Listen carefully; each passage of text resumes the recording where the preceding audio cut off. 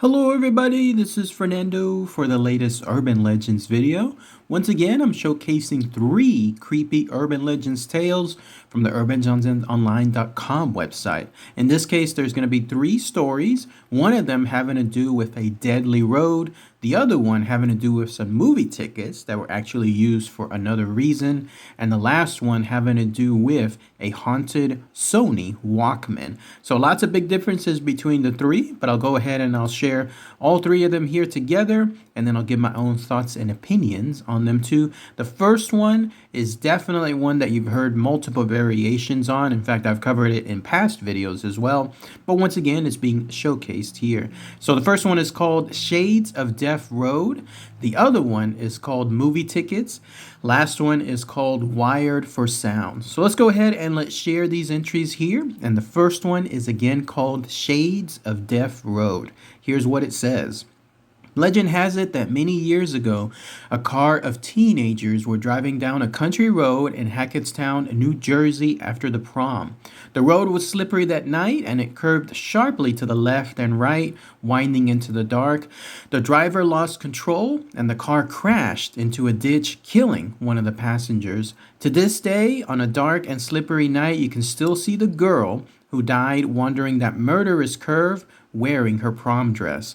The road is named Shades of Death Road and is located towards Great Meadows by Jenny Jump State Park and Ghost Lake, which is also a highly haunted area. I've heard that every section of the road that contains a reflective guardrail is where someone has died. And then here's another version of this urban legend, and it goes like this. There is a Shades of Death Road in Hanover Township, Pennsylvania.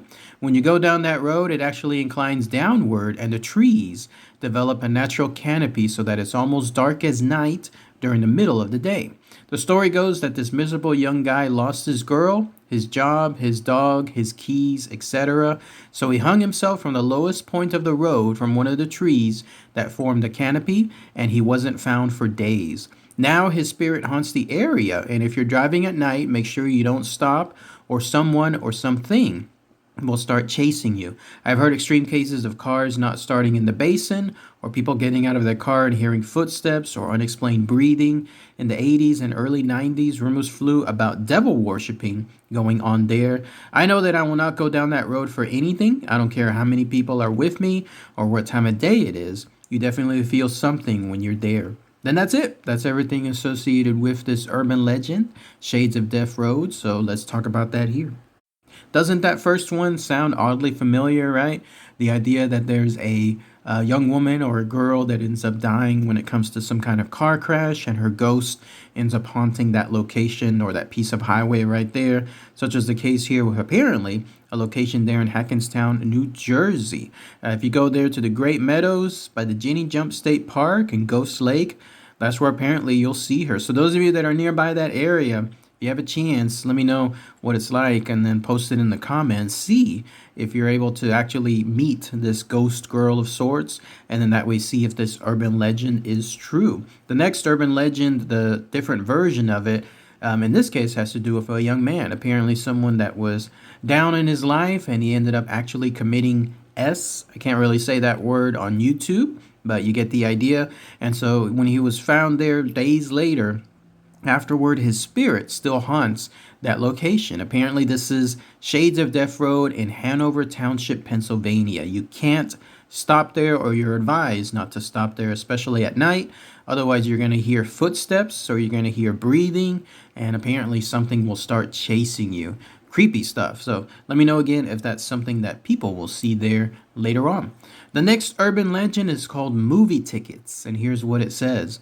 A man and his wife went out for the night with some friends who picked them up at their house.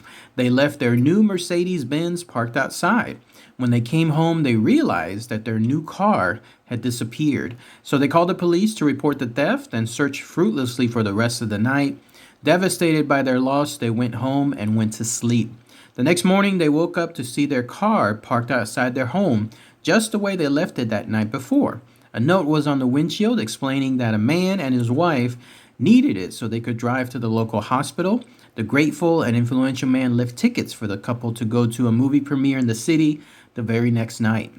The couple was thrilled to have their car back and excited to go to the premiere, and so they dressed up and attended that movie the next night.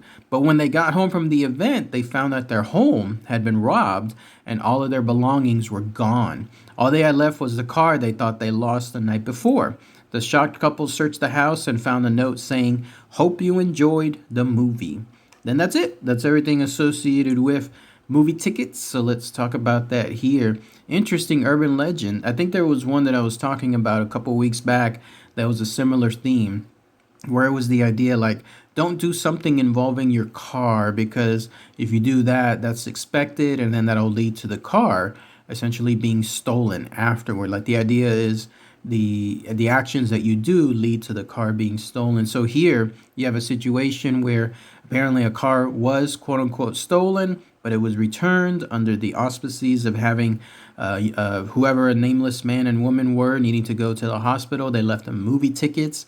And so lo and behold, the people that were there from that house, the owners of the Mercedes Benz, decided, yeah, let's go.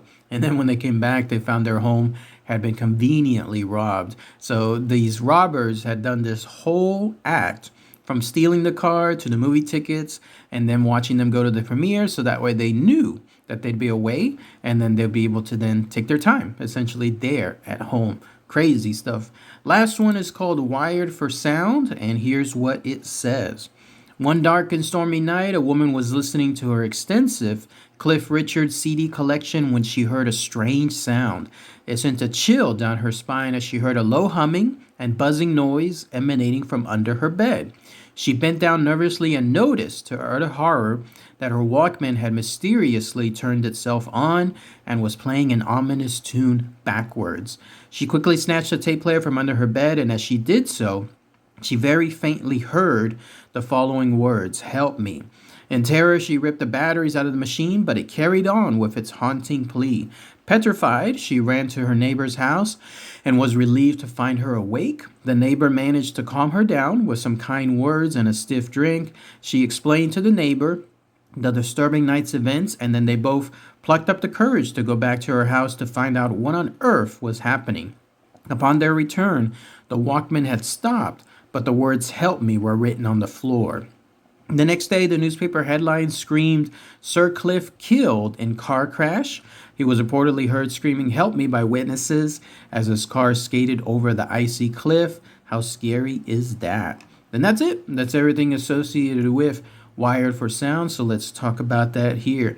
How about that, huh? A haunted Sony Walkman. I have several Sony Walkmans still to this day because I use them for my tape players, my tapes. I use them one for my car, especially as well, because I have it hooked up to my CD player there.